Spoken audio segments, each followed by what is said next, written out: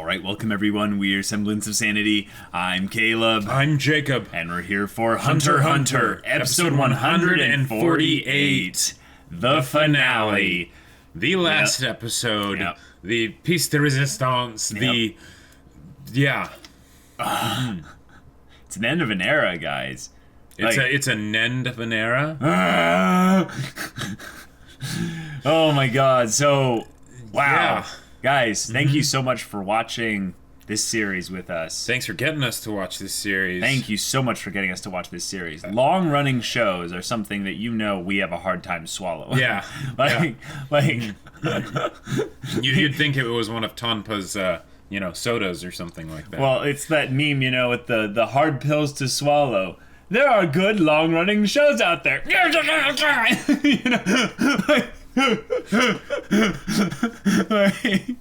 Just the other, I think, even harder pill to swallow is that there are masterpiece long-running shows out there. Oh, I thought it was going to be that one of our favorite characters would be the pedophile, but... well, you didn't have to put it like that. I mean, let's just forget about that aspect of Ahsoka. I mean, let's be real here, though. Like, if we were all to put our favorite characters, up there, let's say our favorite characters in this show. What, like top three or no? top, just our main number one main character. Favorite main character. I know. 3, 2, 1. Killua. Yeah. Right. Of course. Of course. Right. Of course. That's a foregone conclusion. But I just gotta say, I love the way that HunterxHunter does characters, because they actually do the side characters justice. They do. But all that being said, Killua is definitely my favorite character. I love Gon as a main character as well. Yep. I've always said that my favorite character technically is actually the relationship between Gon and Killua, which isn't an actual character, but it is in my mind. And with that last episode, that means that now the main character has moved out of the story. Well, no, it hasn't, because no matter where they are, they will always be Nakama. But yes, exactly. And Nakama is forever. Mm-hmm. That's right. So yeah, guys, nothing will ever change that. Anyways, without further ado, guys, let's get into this. All right, guys, we're gonna start the episode in 5, 4, 3, 2, 1, now. Water. Oh, Whale Island? Okay. No. I mean, that's Whale Island. Yeah, it is. To go to the end, we have to go back to the beginning.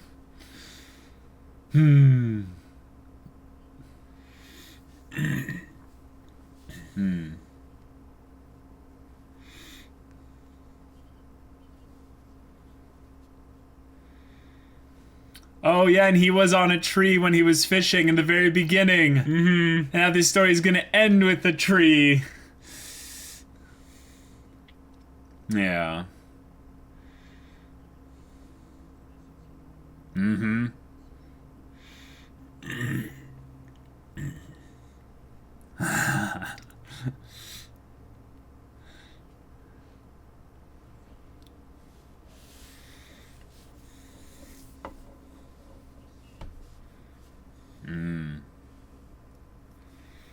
Wow. Cool. He really did look just like Gon. Yeah.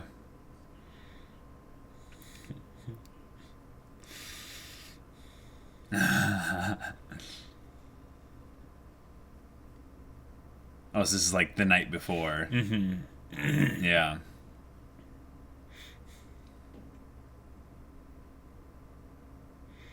I love how Killua was just lying spread eagle. It's very not assassin-like of him, actually. You could probably infer a lot of how much he's grown and changed. Vulnerabilities and such. Yeah. Wait, did we skip the opening? Is this a special episode? Because... Well, I mean, it is a very special episode, but... But because of the ending of the previous episode, that meant there was no opening this episode. Whoa. Wow. The diameter of this thing has got to be monstrous. Huge. It's huge. We're gonna build a big tree. It's gonna be huge. Oh, yeah. Yeah. Oh, that goober. Good old Captain. Oh, Satots. Wow. Oh my gosh. Hey. Yeah. Yep. Oh, Canary. Hey. Rip. Yep. Rest in peace. Wing. Ring summer. Oh. Yes, that fight was so hype. That fight was so good. Oh, Yep, yeah. yep. That whole arc was Oh, that was nuts, yeah. And Bisky! Biscuit Krager. Okay, Bisky, here's the thing. Bisky is low-key one of my favorite characters, though, in this entire series. Bisky is just precious. Oh, yeah. Oh. Yeah. I love how in Gon's mind there was Pito, and then everything just jumps past that to you know. Right. Yeah.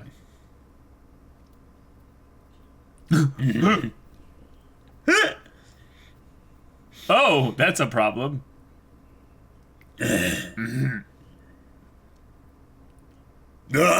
Yeah. That's awesome. You know what would be really cool is if they showed a boat ride back to Whale Island and the captain's like, "You did it, kid." You know. Yep. Right. But even a president would have to to sign it, dang.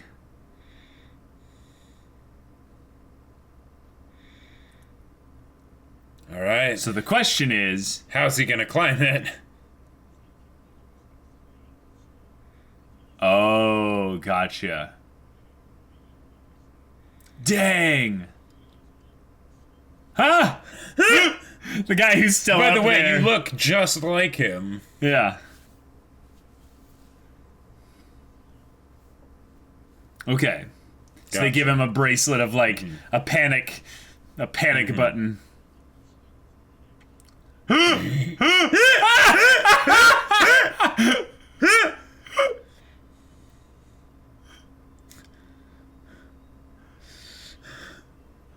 Awesome. That's legit.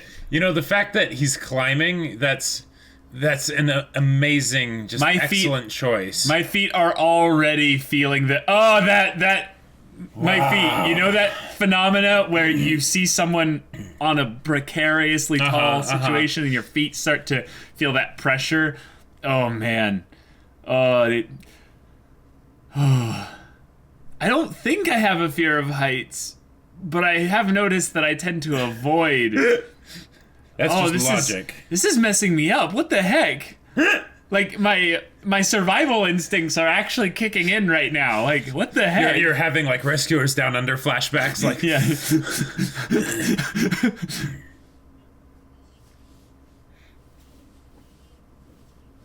Cool. Oh, this track. yeah. It's played before. When did it... Guys, you gotta help me out in the comments. When did this track play before? Probably a ton of times, but... But I don't think it has played a ton of times. Oh, yeah? Yeah. Okay, but you know who would have the easiest time climbing? Oh,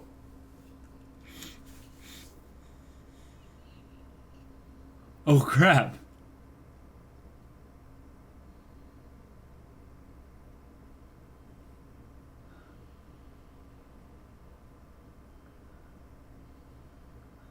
Wow. Well, way to go, Gone. Helped a guy. Okay, cool. But Hisoka would be able to climb this no problem. Yes. Yes. He'd just, like, walk up the side of it. Seriously. I heard some rustling. Oh, wait. Is that the top of the tree? Is that a nest? That looks like a nest. Yeah. Okay. Oh.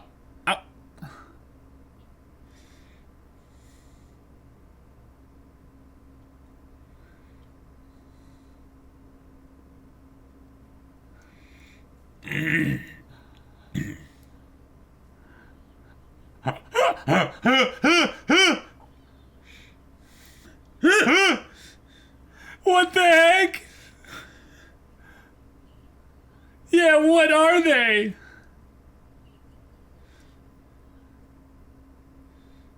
They're big enough to eat you. Yeah. Careful. It's like, I want to eat this guy, but I can't move my legs. Hey. Nice. Cool. Ah. Aww. Awesome.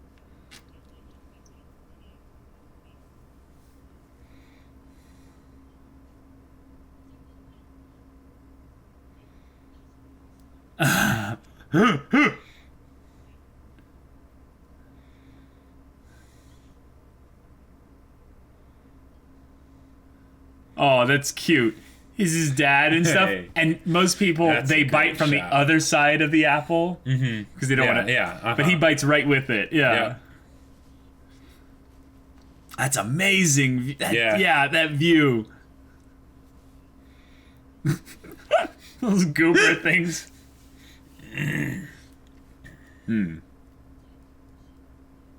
Ooh, right.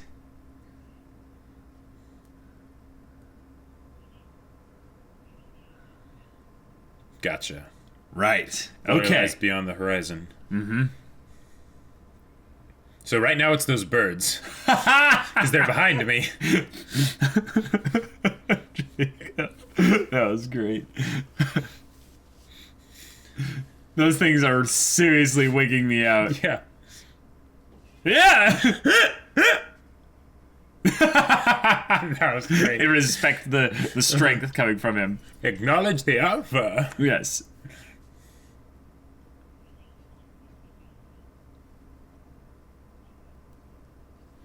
Cool.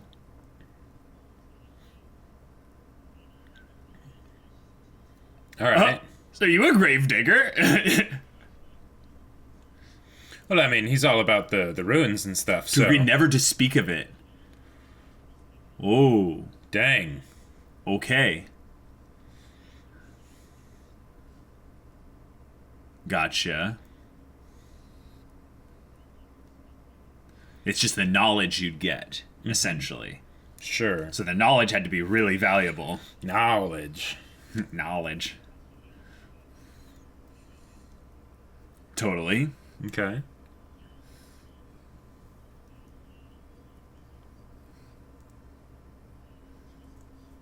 Okay, cool.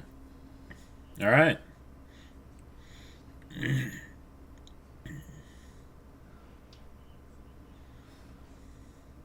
Cool.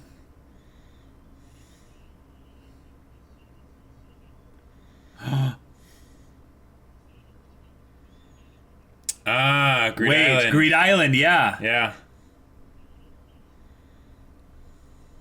I didn't see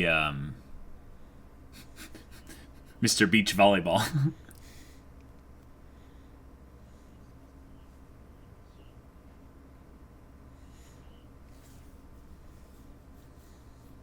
Okay. That's a great answer, though. Ah!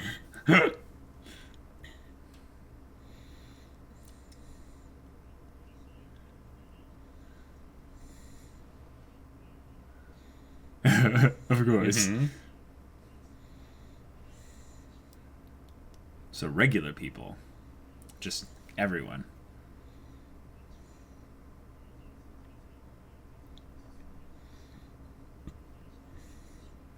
Wow. Okay. So he can really inspire people and lead.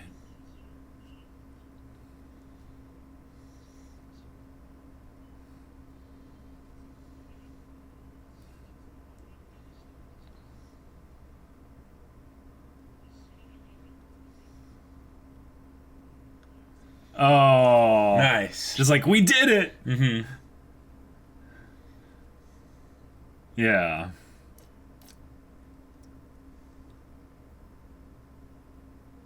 That's awesome.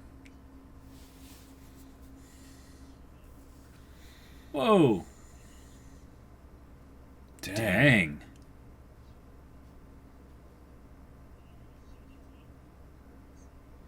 It was the friends we made along the way. Yeah.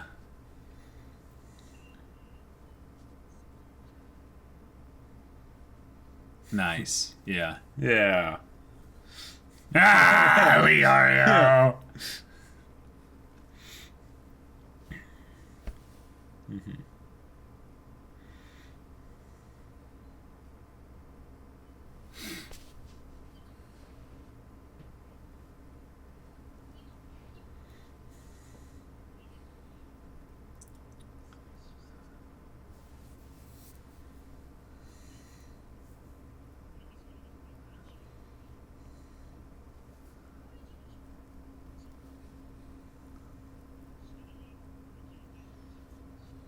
Oh.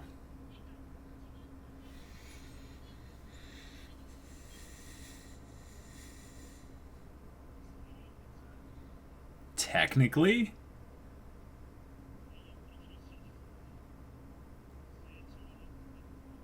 Whoa. Oh, dang. Whoa. Oh, that's cool. That's That's awesome. cool. So, it was improperly planted, or... Whoa, wait. Oh, this is what he was flying around on the dragon on top of dragons.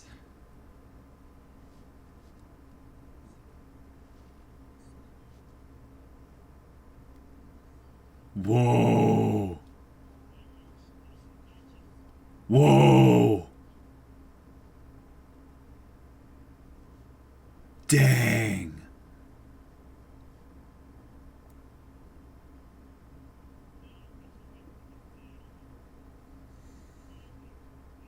Whoa.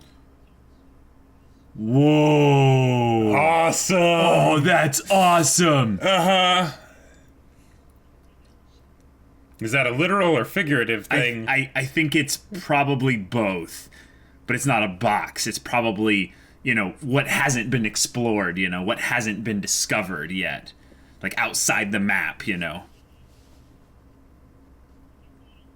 Oh, that's awesome. Okay. That's so All right. cool. Okay. All right, I love it. Okay, maybe it is a real box. Wait, what? What? So, read the manga. Oh my gosh. New Horizons now. Yeah.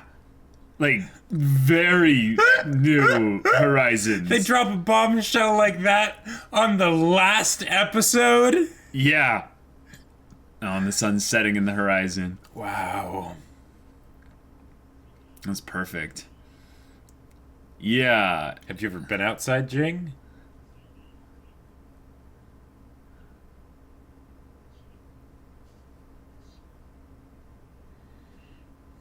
Oh, a contract. Wow.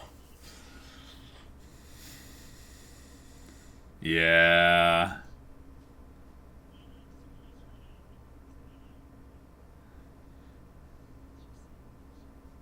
Enjoy the little detours. Yeah. Yeah. All right.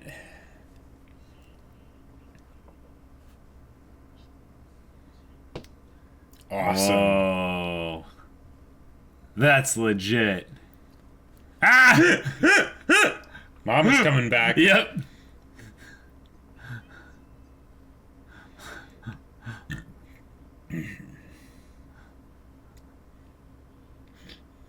Oh my gosh, that thing is crazy. Yeah, good, good.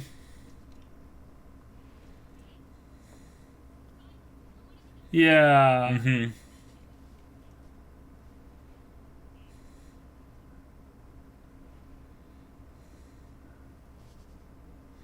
Oh, he did it. He did it.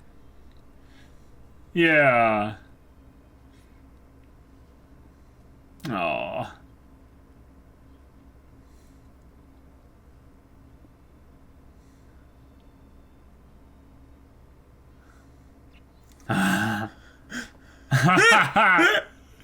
Yes.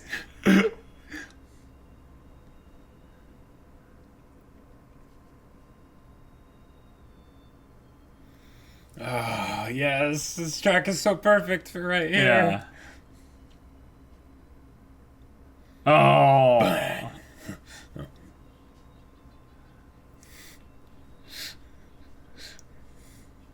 Okay.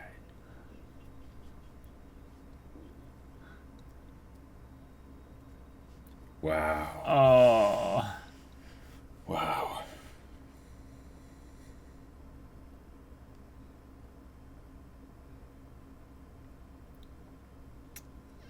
Is this a new ending? Yeah, but, I mean, it's just for the one episode, so... Alright. I love that they started with the sunrise. That's just so perfect. Like, A new day. Oh.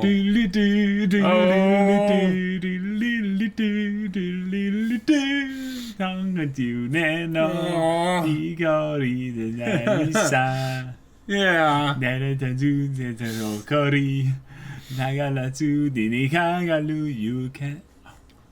Oh. Whoa. Okay. Oh, this is a where are they now kind of thing. Ah! The bet! Oh, the bet! Yes! Yes!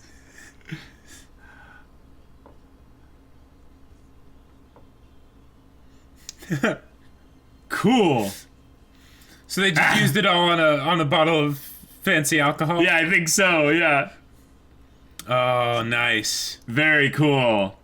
Toasting the chairman. Wow. Wow. Wow, that's great. And I love that Netero's picture is so quirky. Yeah. Oh. Cool. They're all getting the picture from Gone. Yeah. Yeah.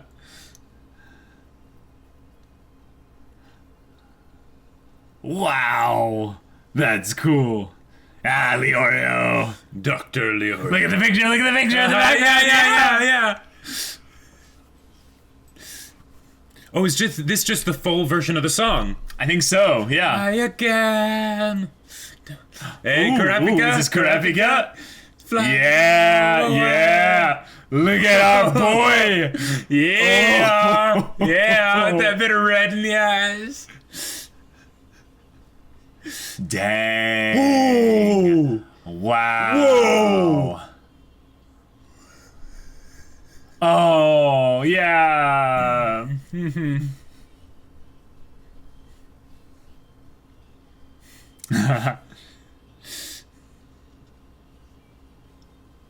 This is totally the full version of the song, yeah. Wait. No Wait way. a minute. What? Wait a minute. Oh. Oh, it's a Lumi. You. Oh, No, okay. Gotcha. All right. Wait, hold on. Wait a hold on. minute. Hold on. That's what he was the entire time? Wait a minute. Oh my gosh. No way. So one of them did die though. But. Oh my gosh. Oh, this place. Dang. Oh, No. no. No.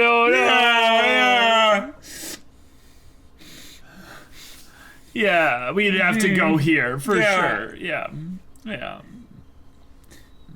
If they pull something of the two of them still being alive, though, they just go to that. No. Yeah. Oh, and they're holding hands. Uh-huh. So, Yeah.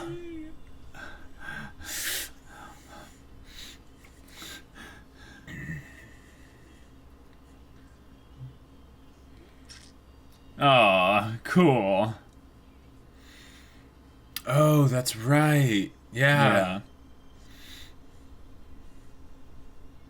Kurapika looking just awesome.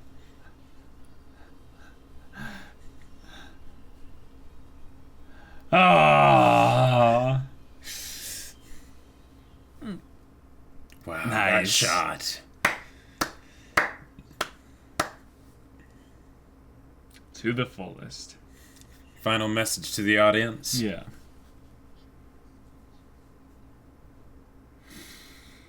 Wow. Oh boy. Wow. Okay. That was a proper ending. That was such a great final fantastic episode. way It to was so end good. it. It's so nostalgic. Oh, yeah. And Oh, yeah. kind of in some ways like a very clever, genius way to just hit our heartstrings in all the right ways. But then at the same time, they opened up the world with this one.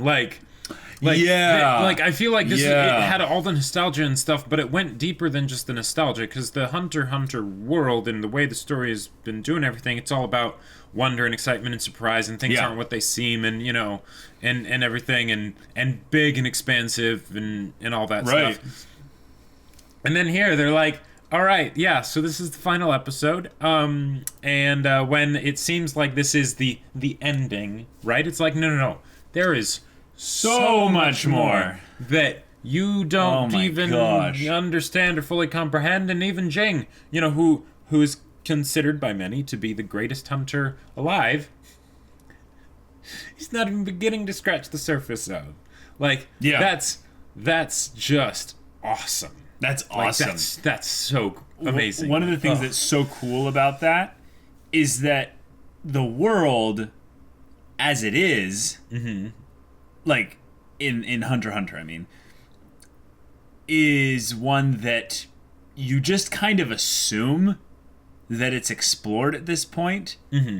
Like, it's not even something that comes into your mind as a question, right? Because one, they have email. And you poured it over to our world, where in our world we explored everything, at least above the surface of the water, right? For the most part, a long time ago, and not that long ago, right? But considering how fast everything moves now with computers and the internet and technology and stuff, satellites, exactly, it was a long time ago by our generation's standards, right? And also, there's a couple of other assumptions made, like that we're on a globe, like we're on an orb of rock and water and matter and all that spinning through a galaxy of stars that are all the rocks and matter spinning. Right, exactly. We don't even know anything about Hunter x Hunter's world now, because they're saying that you have to be in like a specific space-time potential area to even access these other parts of the world. So it's like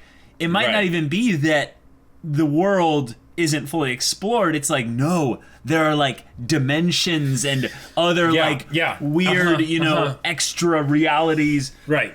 Like planar travel, like it's the equivalent of like planar travel in D&D. Yeah, let's go to the Feywilds, or wherever, right? Yeah. The idea that there's like an endless, just long list of places that you could go to that are completely entirely different than what we have here, right?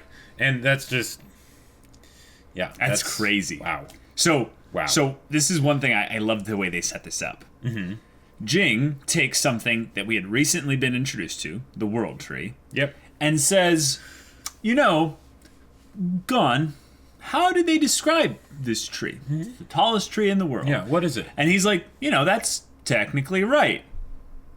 But I'll tell you that if this was a fully grown world tree, and you're like, wait, what, fully grown? What does that mean? This is just a sapling. This is like, this is a sapling. It would have grown beyond the atmosphere of the planet. Yeah. And I'm like, wait a minute. Yeah. Wait a minute. Yeah. Hold on. Yeah. Hold on. There are some rules here that are being broken.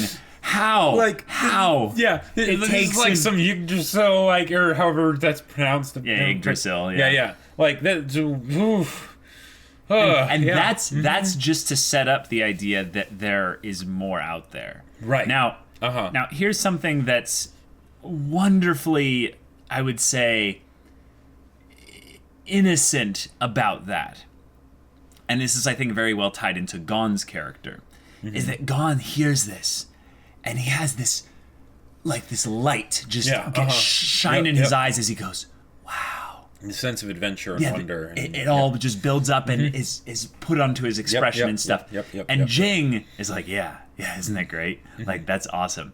But then he goes and reminds us, he's like, yeah, but you know what? Like, that, the idea of that, as awesome as that is, it was actually those little detours where I met all these people, and we ended up doing such random, fun, awesome things together.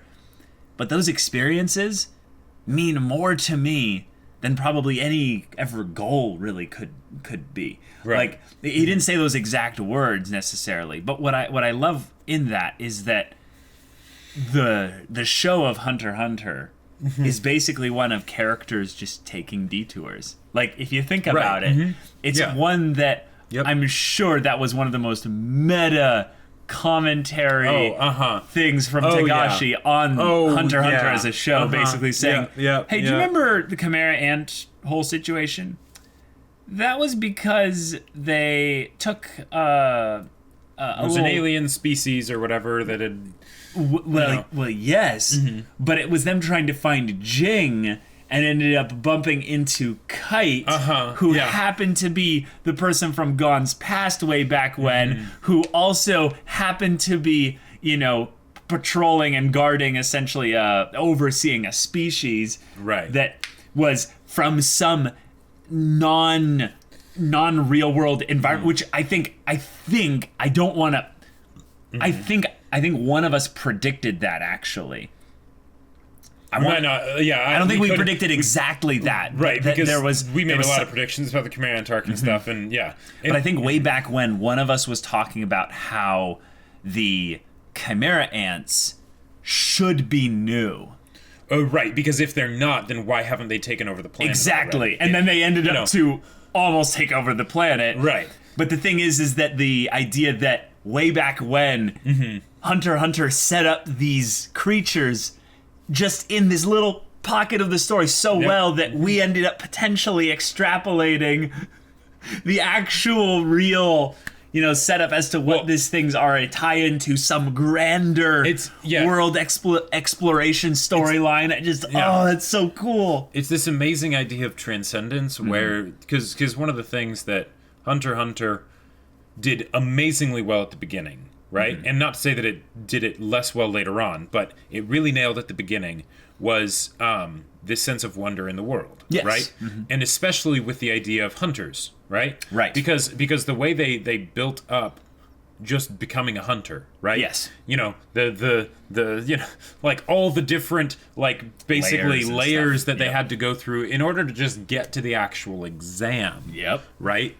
And then the idea that once they did that, then there was this thing called Nen, which builds up Nen even more, and the idea that there's less than 700 hunters out there in the world. It's like, that's a big deal, to be a hunter. But then even then, there's all these things that hunters don't understand, and Nen and things like that. And then the whole thing, like, the one of our favorite examples of the transcendent elements and things about Nen that we don't understand. Not just something, because that was definitely one of them, even though we didn't really realize it at the time, just what that meant. But then, like, what Melody talked about of the devil's ballad or music, sonata or something like that. Exactly. And it's like, oh yeah, I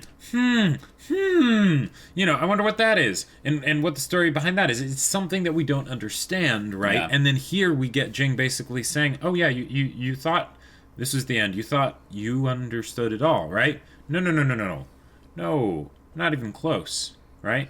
And now you can see just how much you don't understand. Right. And that's amazing. And you know what's cool? What?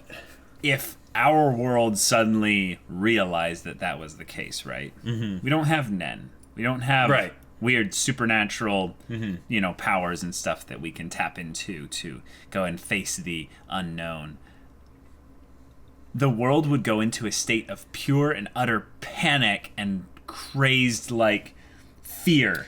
Just the idea that there would be an adjustment period. There would be a huge adjustment period. But the thing is with Gon's character, he is one that is so simple. Now, I'm not saying he's simple-minded. I'm just saying that he's simple. Right. That he then boils everything down to one thing, or to one thing. And he basically goes, "Whoa, like, that's cool. That's really amazing." Like he's not trying to go and throw out potential scenarios as to what this means. Yeah, Gon isn't someone that wants answers to things, and because of that, he's not afraid of questions that are beyond his understanding. Yep, that's a great way to put it. Yeah, he loves the exploration and the questions in and of itself. He loves not knowing things, right? Because that's where you can learn new stuff, right? Because if you know everything, then the world becomes dull. Yeah, because if you think about the implications of the Chimera ants, the things that almost wiped out humanity potentially, they're just a species from the beyond, whatever that means. Exactly. Yeah. Okay. You know what that means? That means that there are things out there that, the Chimera ants, just tear apart, eat and stuff. But then there's always a bigger fish. Right. We take the rules of the prequels strongly here in this household. And there's always a bigger fish. The fact that last episode I was saying, okay, Kite, probably big development for the next arc, and that's why they're making sure to set everything up here and all that stuff. Yeah, right? I get how this works. No, this is the setup for the next arc, or the next, just the rest of Hunter x Hunter, like, basically. And it's weird because it makes it feel like after all of this, the story's just started. Or in the same sense that the adventures just started. Gon found Jing, and that was awesome, right? And that was the thing that he wanted, that was in front of him that he couldn't see, right? Right. It was beyond his horizon. Well, now he's there. Now there's a new horizon, and it's much, much bigger and much crazier. And one of the things that's also, I think, kind of inferred in this is that someone's story can end, but that doesn't mean that just because you found your goal that the rest of the story, was just a build up to this. It has a meaning beyond that because of the detours that were made and the friendships and the connections that were established. The journey in and of itself is worthwhile. The journey in and of itself is so worthwhile, but also that the journey of itself doesn't have endpoints. It doesn't have that. Sure. Everything is a detour. Like, the only reason why things don't have, basically, the only reason why we would call some kind of a journey to have an end is because we set some ending in mind. But right, as opposed to just not thinking about the journey in the right context or scope. That it's the journey of life, in which exactly, where there is no ending up till that point where you die, and then who knows, maybe there's another journey after that, right? Yeah, who knows? And then everything else that we're doing is kind of just like a series of detours of varying sizes and scales, and right. And that's a good way to look at it, I think, because a lot of us, I think, put so much emphasis on trying to attain the thing, to find the thing, to have the thing. And all that Destiny stuff is kind of bullshit anyway.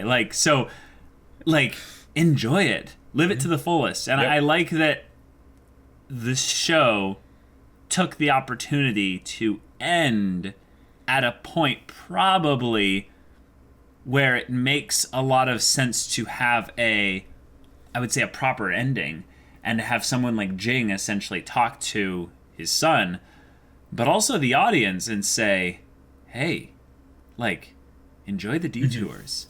Live life to the fullest. The way they repeated that at the end, it's like, hey, there's a message to this story. There's a very resounding message here. Yeah. And we look back at all the nostalgic moments and all the characters, all the hype moments, all the tender moments. The moments that made us cry, the moments that made us scream, the moments that made us just freak out. All the moments that seemed to be so unbelievably important. Right. That when you zoom out to the scale that Jing's looking at, yeah, both mean nothing and mean everything. Yep. You know? Yep. And that's, like, if that doesn't just scream, not world building. Right. Not world building. That doesn't quite do it justice, I feel like. Yeah. Just world, right? Mm-hmm.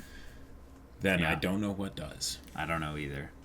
I love that while, you know, we have this little build up to him, you know, climbing up and stuff, and we realize how much of Gon's journey was, you know, this, you know, a climb with, you know, no obvious footholds, you know. I'm kind of likened back to the puzzle of the Hunter exam where they're on top of the tall cylinder-shaped, you know, structure, and there's no, like, footholds or anything to go down, so they have to figure out the way out of this. But Gon is now equipped with all the experience, the ability to do this and way more. And so when he comes up to the, you know, the 500 meter point, the guy's like, I mean, you can't go up there, you're not 18. What's a very, very, very genius thing to do there is that obviously he can go up there. Gon's not going to, like, be stopped by this guy. Right. But the thing that's cool is that he is probably the kind of kid that would go, oh, I want to respect the rules of this system thing. Because if I beat the game without playing by the rules, then what's the point of beating the game? Exactly. So what he's basically saying is that you need to be an adult. You need to have grown up. You need to have come of age. Yep. And it's such a I'd say an obvious, you know, kind of thing being given to us as the audience, but it's basically saying, oh yeah, you think Gon hasn't come of age? Whoa. And then it's something where he then shows the proof of his coming of age, but not only that, how much he's gone through to, like, get to have come of age. Yeah. So when he shows the hunter's license, it's just perfection. How much Gon has gone through. I take every chance I get. Yeah. One of the other things that I just realized this, but I had said that I was kind of expecting him to go back to Whale Island at some point, you know, at least in, like, the end credits or something like that. But they didn't do that. And they did the letter. They did the letter and that the postcard, and that was still amazing, right? Because it was touching back to that beginning, right? But okay, the hero's journey. You start somewhere, you know, you start where you're comfortable, right? And then you go out, you know, you descend into chaos, and you get the boon, whether it's some literal, like, doohickey that you bring back or whatever, or the friends you made along the way, or some experience, knowledge, you know, whatever. You know, maturing, that sort of stuff because of struggle and whatnot. And then you come back home, right? And it's, you know, then you have the thing of, oh wow, I've grown up so much, right? And they did absolutely have that with the whole thing of the license to the guy and the postcard to Mito-san and everything, but they didn't actually have him go back home. Nope. And that decision, now that the more and more I think about it, the more and more I love it, because it's basically saying the hero's journey isn't over yet. Right. This is just this is the beginning, right? This is just one more detour. Exactly. Yeah. Like that's the thing. I feel We're like just now scratching the surface. Well, right.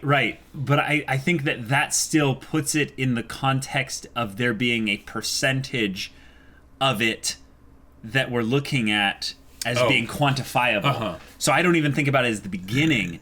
These are all just detours. Right. There is no beginning, there is no middle, there is no end. It just goes on. Right. And you have detours along the way. And I think what's also really cool about that is I used to be kind of a person that really wanted to make sure I had everything planned out. Yes. And what's cool here is that we've talked about how Hunter x Hunter uses discovery-based storytelling with the character motivations and their decision-making process. Classic examples go back to Heaven's Arena and how they decide to not finish Heaven's Arena. Right. Because it doesn't make sense for their characters. Yeah. They just wanted to go and, you know, give the tag back to Hisoka and then, of course, have a fight. So, they did that, and then they go on. What's cool, though, is that to us as, you know, observers of the story, we see that and we go, oh, that was an intentional detour from the Jing goal. Right.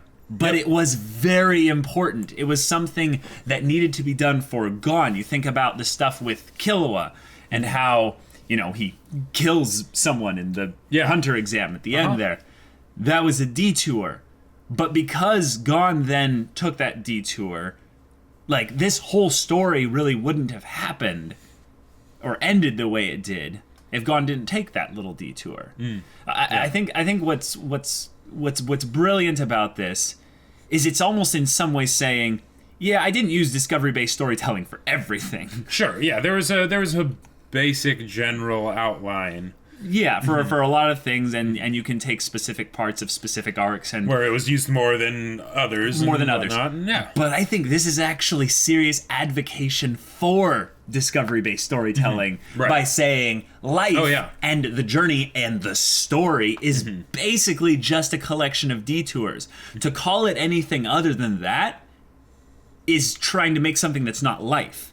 That's not really a reality. Like, that's not an example of living, maybe, I would say. Sure. Right, because it's life, but is it living? Right. It's that if you're not... He talked about enjoying the detours, right? Right. It wasn't just the fact that, like, taking the detours, yes, but enjoying them, right? Right. And because life's life. None of us knows what's going to happen or anything like that, right?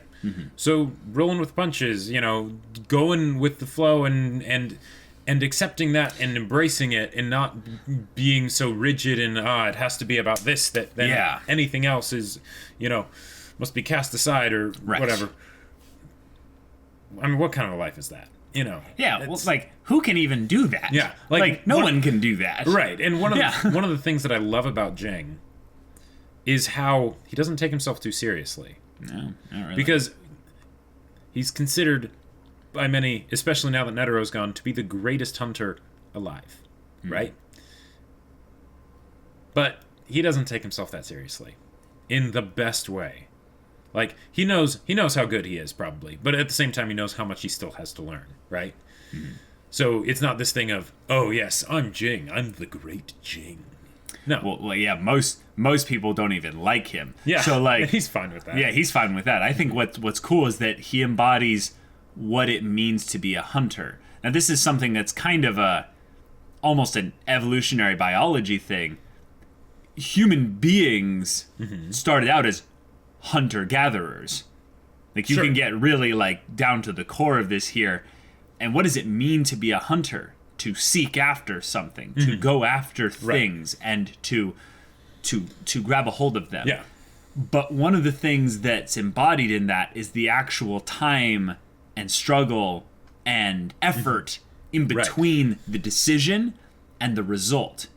And what Jing, I think, is saying here, philosophically and literally, is that life is literally just that. Like, all that other stuff are things that we add to it. Sure. Either be it just important stuff for maybe our survival because we need to eat, or something where it's like we're seeking purpose, or we're seeking friends, we're seeking all these things, but going after them and actually enjoying the seeking, enjoying the journey towards the things that you want, that's wonderful. Because what Jing ends up telling Gon what he wants is that he wants what he can't see in front of him. Right. And what he's basically saying is that, like he doesn't know what he wants, but he knows that he wants what can only be wanted. Yeah, it's the idea that his want is not something that's based on a specific thing. There will be specific instances of that want and how it manifests. Absolutely. But that's just the symptom, that's not the root. Right. And that even when you go to the root, there's still something past, or not past that, like there's some deeper root, but there's something that supersedes it.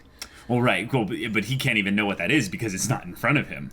So it's this. I was just talking about the friends. Oh, sure, yes, totally. But yeah, and that seeking puts him into the eternal state of being a hunter. Right. So when he was talking about, like, his target, like, he could have been talking about something specific and stuff, and there are some specific things that he was kind of alluding to that he was talking about. But also, we just look at, kind of the idea of just seeking, just going after things. Right.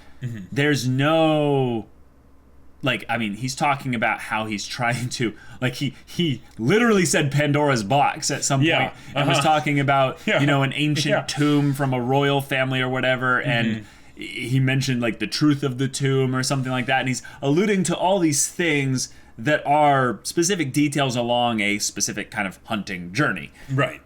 But when he talks to his son, he's talking about how all of that are just the detours. And the reason why he wants the things that he can't see is because he's just currently enjoying the things he can see. It's not about wanting what's right in front of you. How can that be a happy life? How can that be an enjoyable life? Like, if you want to enjoy life to the fullest, wanting something that's right in front of you, either you don't have it already, you know, because it's already in front of you. And stuff. Yeah, if you have it, then why aren't you enjoying it? Right. You enjoy it, but that doesn't necessarily mean that you want it in that sense because you already have it. Because you already have it. And if you don't have it and it's already in front of you, then maybe you're not supposed to have that, and that's okay. Just enjoy the things that you do have. I think there's a selflessness here. Okay. That I think is actually really cool. One of the I'm getting a little bit weird here, I think, but one of the things philosophically I think that's really good here is that a lot of people spend their lives wanting after that thing that they see. It's a form of selfish kind of greed, I would say. Well, I know. Just bear with me here. Bear with me. What I'm basically saying is that it's okay to want things. There's nothing bad with wanting things. Right. But I think where Jing has focused here is that he just attains the things that are near him because if he wants them, he gets them or something like that. But if he doesn't have them, he has his focus turned outwards towards things he can't see yet. Well, and I think the whole idea of the can't see thing is that it's something that's currently beyond his understanding, right? It's something that makes him grow as a person to go after it and actually get it because he currently can't, right?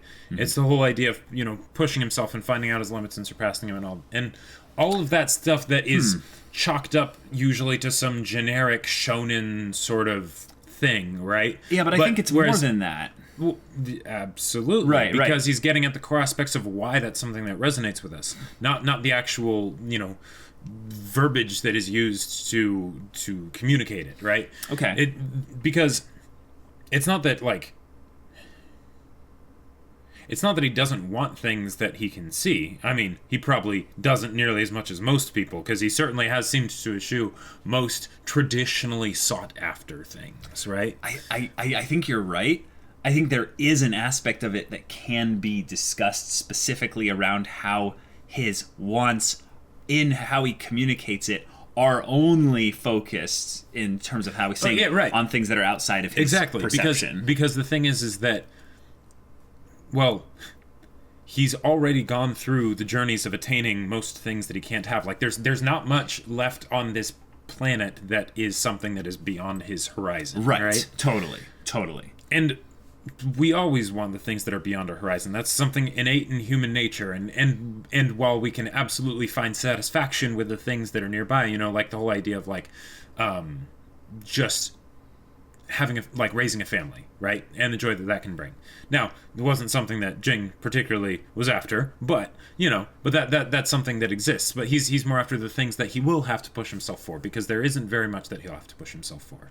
Interesting. And he seems to have been like that since, well, as far as we know, all the time, right? He didn't ever move out of that. Yeah, it was something that probably struck a chord within him really young. And he did end up, over the course of his life, he already said this, going, to this specific tomb, and he needed to develop this nonprofit. And, and it was kind of unclear whether 10 other people. That was Greed Island or not. I don't think it was. I don't think because I actually remember it was 12 developers. Oh, was it 12? I think it was 12. Okay, wait, let me do the math. Oh, actually, we do. Yeah, GREEDISLAND.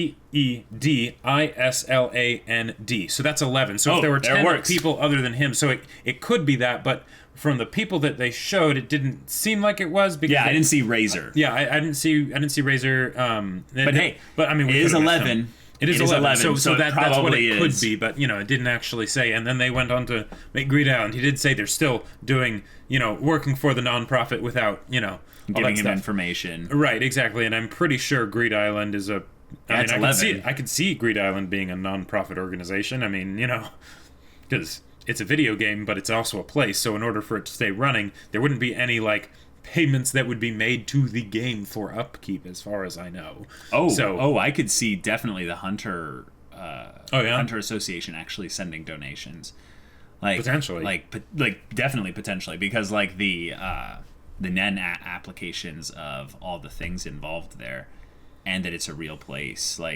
But if it is a nonprofit, that could also explain it. Yes, totally. But so yeah, there's that too, and that's something that was definitely a systematic approach towards something that he wanted. That was definitely, I would say, within sight. Mm-hmm. The thing I'm talking about is also kind of the motivation behind it. There's something in the way he talked about the acquiring of knowledge that seemed very selfless, and here's what I mean by that. He utilized the acquisition of resources and all these things for the purpose of expanding his horizon of knowledge, essentially broadening his horizons. Yeah. And that's something that seems to be so unique to his character comparatively to everyone else in this story. There's so many other characters that seek to they have build themselves, Well, okay. But I think that Jing is actually looking for the experiences. We called him a potential thrill seeker, chaser, someone that goes after those experiences, right? Mm-hmm. But something that's kind of interesting about someone who would be like that, but have a potentially less selfish kind of motivation.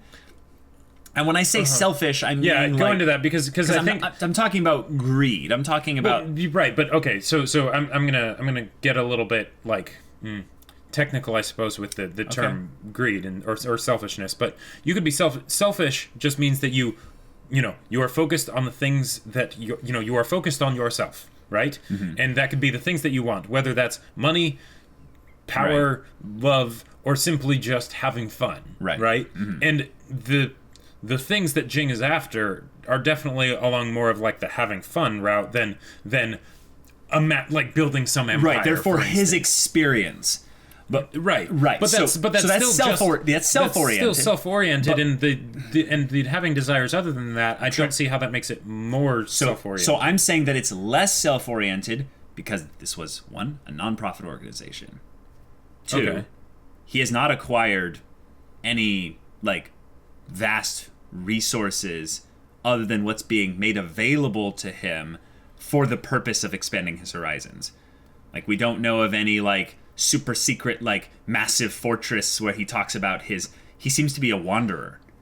I'm talking about the kind of person who seeks so dedicatedly to after these experiences that he's not acquiring this vast he knows what he wants, and accolades and money and all that stuff. No, that's not what he's after. Right. And that, in my opinion, is something that is so unique that I kind of want to spend some time by myself just kind of thinking about that, because I think this is we're getting just the fact of how they decided to have him talk about his journey. Yes. Excellent. It was done in such a way that I think they're trying to communicate Jing's philosophy, in addition to a little bit of his backstory. Right, and they did that very well. And it makes sense because with HunterxHunter, what people do is based on the kind of people they are and their motivations and desires and wants and everything. So it is only natural that his philosophy on an outlook on life would lead through that. Here's another way to look at it. You were talking about how this is something that would improve Jing. All this, I don't think he sees it that way. I don't think he sees this as improving would mean essentially Legos. You add more Legos to the thing to make the set more more of whatever. Uh-huh. And I don't think he's attaching anything to himself. Okay. I think it's a thing of where he is absorbing the experience in the insight that he's perceiving. In that respect, we all grow for the purpose of that. But I don't think that's why he's doing it. I think it's purely for the enjoyment of the experience, not the improving of himself via the experience. You see the slight distinction there? No, yeah, that's all I'm trying to. That's all I'm trying to say. And what I would posit, I would say that's technically correct. Okay. But I would say it doesn't quite go far enough. Because, so you would want to go farther? Well, kind of. Is in that basically with Jing, he knows what he wants. His desires are very simple and very straightforward, right? And he doesn't allow other things to distract him, ironically, even though he's all about those little detours, right? And enjoying them along the way. Okay. But even if you go into something like, say, enjoying life, for instance, that's still something that you are... that's still something that you are improving for yourself. It might not be in the traditional sense that people see it, because it's not something that improves, say, your influence with other people or anything like that, right? But it's still something that is very much an improvement for himself, because his life is enriched by the experience of it. Right. So he is constantly seeking that, because that is his heart's deepest desire. Yeah. There is no material gain from it, though. There is no influential gain from it, though. Sure. Directly. You could say that people will end up regarding him as influential because they know of the things that he's experienced. That's not at all his intent. Exactly, yeah. And then I think the other thing here is that he is not seeking attachments. Like, this is the kind of thing where I'm, like, looking at a Jedi here. Like, some kind of, like... Yeah, that's what I was thinking. Yeah, like some kind of, like, pseudo-Buddhist kind of, like, detached, like, Zen thing. And then we end the story with them staring at reality at the top of the zenith of some world tree. It seems almost spiritual. Right. And that's why I think it's not selfish, because it's... Well, here's... Yeah. And this is why I think that Jing is actually one of the most selfish people in Hunter x Hunter. And it's a good thing. Okay. Is because... Again, he is so in tune with what it is that he wants. Right. That he goes after that and that alone.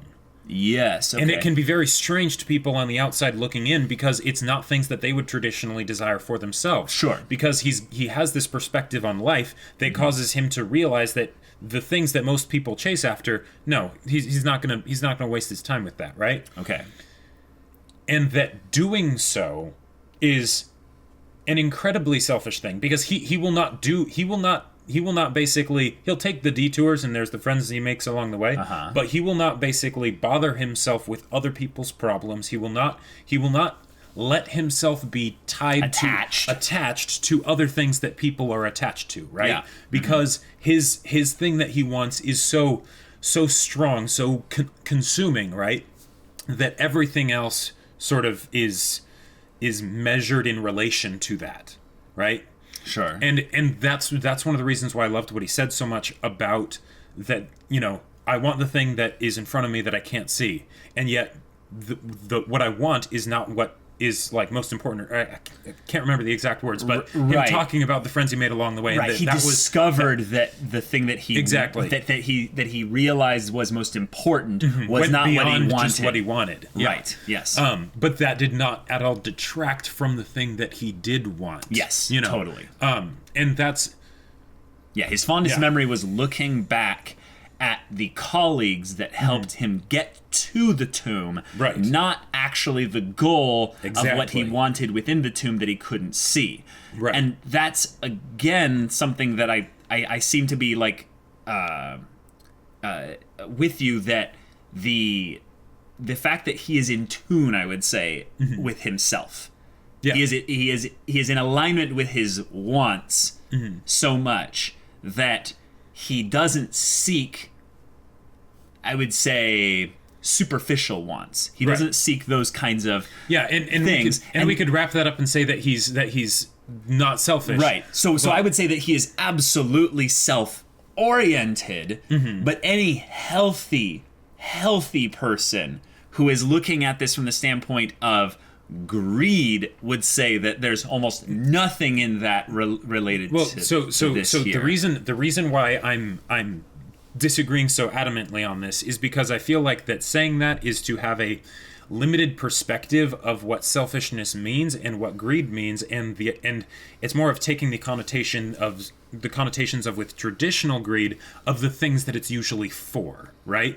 As opposed because someone could be completely selfish in a good way of, like, say, wanting to provide for their family, so they're wanting to make sure that they have a stable income so that they can keep food on the table and keep the roof over their heads, that's why it's all verbiage, and I'm saying that he is in alignment with his true self, but he is not selfish, because selfish generally in kind of most circumstances tends to be towards the things where you are self-oriented above others. Well, and the thing is, he is totally focused on himself and what he wants. But when he goes back and thinks about the things that are most important to him, it's actually others and not his own wants.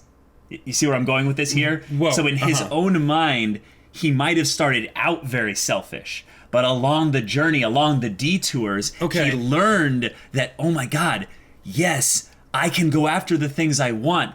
But actually, the things that will end up being most important are the friends I made along the way. The moments with them where we celebrated a victory together. And that, I think, is where, yes, he was selfish. That along the journey, along the way, along the detours, he learned how to be self-oriented and in alignment with himself, while also allowing these people into his life and having those relationships. The reason, and we can be done with this after this, but the reason why I still think that he did not give up his selfishness. He did not take on these relationships. He formed them along the way, but he did not give up what he wanted for those relationships. No, totally. He still goes and does what he wants, and he very much appreciates deeply the connections that he has made along the way. But he does not spend time fostering them. Really, he doesn't do he doesn't do that stuff. He is completely focused. Unattached still. He's unattached. He is completely focused on what it is that he wants. But the beautiful contradiction of it is that while he is in that state of being completely focused on what it is that he wants, he realizes the importance of those other things that absolutely supersede, from a value perspective, the things that he desires and pursues. Right. But he doesn't. But that doesn't mean he changes what he desires and pursues, and that's why I think it's so important, and that's why it's so weird from the outside looking in. Like when we first were getting into the show, and we're like, "Who's this asshole dad who abandoned his kid willingly?" There's got to be some big reason where it's like, I have to do it for the greater good, son. But if it's just because he wanted to go off and have adventures, you're right. Come on, the simple answer is that he was selfish. And I'm not trying to say that what you're saying is wrong because it's a perspective that a person takes, but I feel like to keep it just to that is to have it be too simple. Okay. Yeah, but I don't know. Sorry, I feel. Yeah. But well, I think you are totally on line with what I'm saying, but I think you're missing the spiritual connotations of what I'm actually saying here. Is that he is aware of his own selfishness. I'm not saying that. I'm not saying that. I'm not saying that he is. I'm not saying that he has no negative things in him and that he's perfect and he's not a walking contradiction. I'm saying that his. Okay. I think I've said all I need to say. But, Okay. And I wasn't even trying to say that his selfishness was a bad thing. Yeah. But anyways. Yeah.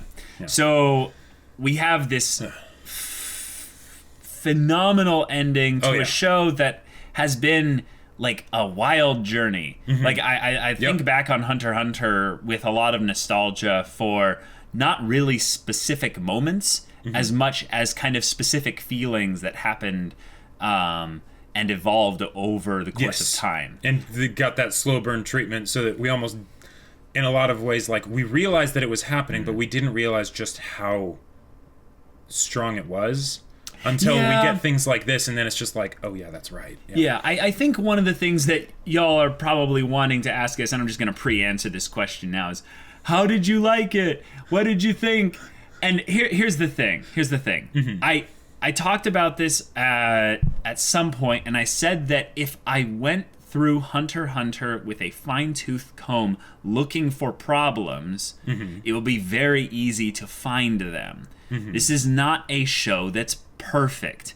And again, it has all those little detours. Yes, exactly. I think we need to really listen to what Jing is saying here, is that detours, in some ways you could say, the mistakes are what make the thing worth it. Yeah. Now, here's where I think I'm learning something here, is I'm learning that the perfect story doesn't exist. Right. And that's not something I think I was unaware of before. But what was told to me a lot going into Hunter x Hunter was that Hunter x Hunter is the perfect shonen. It's not that it was without flaw, but that if you were wanting the shonen experience, Hunter x Hunter was the place to go to get it. And here's the thing. I kind of disagree with that statement. I think that Hunter x Hunter is the place to go if you want the journey, if you want the journey experience. Because I think that everyone has a different interpretation of what shonen means and all that. And to classify Hunter x Hunter as just a really good shonen would really feel like doing it a disservice, because it does so much to set it apart from the crowd. Yeah.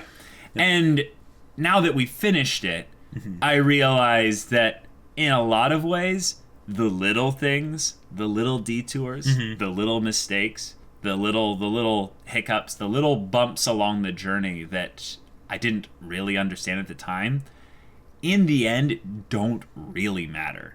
It's something where you look back on the whole thing, and how did it make you feel? That's why I think in some ways there are certain stories out there. In fact, no, I'm not going to go certain. I'm not going to try and hedge myself here. I think this is a principle for all stories. I think the entire concept, actually, of even critiquing a story gets a little bit muddied in the water along the way. Yeah. Because why? Why? Are we coming into this story to measure it up against others? No. Are we coming into this story to see, like, how it fits within the genre of the No. It's the same thing as what Jing was talking about with detours versus like just wanting to get to the place. If you're focused on the goal rather than the journey, I mean, you might get the goal, you might not, but it's the overall experience is not going to be as good, you know? Yeah. So I think that Hunter x Hunter has actually kind of taught me something. And I don't think I don't think I get actually what I'm being taught right now. But I think it's slightly tied in with the way Jing was presented here. Because I gotta say, as far as subversions go, even just what we saw of Jing in the whole Hunter election kind of whole thing here, this character of Jing, I'm saying like what we saw of Jing just at the top of the tree, subverts entirely what we knew about him up until this point. Yeah. Entirely. Like, I don't know what we expected, but I don't think I had any expectations. I just wanted an emotionally resounding, like, you know, finale. And we got that and more. So, guys, wow. Yeah. I think I said this a while back, but I have no idea how to recommend this show to someone. Right, because I feel like they kind of tell you what the entire show is about in this last episode, which is great. It's fantastic, right? And they did a good job of explaining through like repetition of themes and concepts what the show is about, but that's still not quite the same as like full context, hindsight is 2020, you know, just wrapping it all up with a nice bow. Right. Even though there's still so much to go. So it's like, how do you actually communicate that without just telling them everything about the show? Yeah, and that's something that I think also tells us in a funny way how much of this was discovered by Togashi along the way. Yeah. Like if you think about one, just the writing quality, it got better over time. That's case in point, like a story for every writer out there. You just get better the more you do it. With anything that you do. But I think specifically the way the story was communicated as to like what was important was better communicated over time as well. And I can think back to the more quiet moments in between, like, you know, Greed Island and York New with, you know, Gon and Killua. back like right after the whole getting Killua out of the Zoldyck mansion and all that. Little things like that where I feel like there's moments where the story is trying to tell us what it's about. And we get that, there's the friendship between Gon and Killua, and there's this vast world out there, and those are totally what it's about in a lot of ways. But here, Togashi, and I wonder at the manga adaptation, because this feels so resoundingly like a proper ending, and yet there's more story after this. Right. I gotta wonder if this was adapted a little bit differently to make it feel like a proper ending more. Sure, I wouldn't be surprised if they did that. But at the same time... But even if it's not, that means this was entirely planned as, like, an ending of a chapter in Gon's journey, and yet it works so well for an ending for an entire anime series. Which, like, think about that. Yep. Think about that. How many stories out there get canceled before the proper ending, so to speak, which is such a silly thing, the proper ending, and that this one ends up working out as a proper ending because the main character is so integrally tied to the themes of the entire story, because it kind of is Gon's story, right? For the gist of it, and yet it works this well. So again, slow clap for Hunter. You did it. You really did it. One of the things that is a big factor for me in whether I will want to watch a show, rewatch a show, or just like overall like looking back what I will think about the show, and this is just any story in general, is were there things in there that I know I would never get anywhere else? Because then I can feel like I learned something, right? I can take that and I can think about it and dissect it and try and incorporate the underlying heart of it into my own storytelling. Sure. And HunterxHunter absolutely is one of those, because like, does it make you want to tell specific types of stories? Because it does. It really does. It makes me want to DM or GM again. Right, and just be like, okay, you tell this cool story, and the players are like, whoa, this is so cool. And then when it's open, you're like, and peel it back even further. Look at this map I brought out. Oh, I've been waiting for 3 years to show you guys this, and then it's just yeah. That's something that I've always wanted to do, and that scene where he shows off, he doesn't literally show it off, but we get the impressionistic look of what the current map looks like as opposed to the world as a whole. Like, I want to freeze frame that and take inspiration, copy not steal, and apply that in certain areas of storytelling for me. Because one of my favorite things to do, and this is like very emotional for me. Some of you might get this. I think most of you won't get it, but like I'll try to do my best to communicate it. I love drawing maps, and I can't, like, it's a really emotional thing for me, because drawing a map correlates to so many stories that I can't tell because I don't know how, but I know that they're out there, right? And the thing about seeing the map here, because it's not a map, it's a bad map. If you were to look at that and call it a map, any person who, what do they call it? No cartographer would actually be like, yes, that is good. And no, they would say, go back, fix what you did, go take some good first draft. Go take some actual data and input that there. But one of the most freeing things for me as a kid was realizing that I hated to write, but I loved to create stories. And creating a story doesn't require you necessarily to write. It just needs you to, imagine it. And when I saw a blank sheet of paper, I'd be like, oh, that's a cool opportunity for a map. So I would draw these maps with mountain ranges and seas and weird creatures and stuff, and take some some basic inspiration and put some dragons out there and steal, some other not stuff copy. there. Oh yeah, totally. Yeah. And then I would run into this problem where the paper was too small. And I taped the pieces of paper together. And then I would go and find other pieces of paper and tape them together and make the map even bigger. But then you know what happens is then you've got this beautiful world here, and it's all so wonderful in your head, and you can't just tell people about it. Right, you can't properly bring it to life so that it's not just scratches of ink on a piece of paper. You know, all your mountains are those triangles. Yeah, the triangles and the trees have just the scratch marks, you know, and the It's and all those proper noun names that you came up with that you're both ashamed of and really proud of. Oh, yeah. So I love that this show understands, I think, that that wonder. I think you said transcendence. I think transcendence is the right word for it. Because once something hits your imagination, it transcends into something else entirely, because it's in the ecosystem of your conscious mind, and it can be anything. So and HunterxHunter definitely speaks to the imagination. So wow, guys, HunterxHunter, man, it's been a long journey. It's been a very long journey, and I am so glad that we had this journey.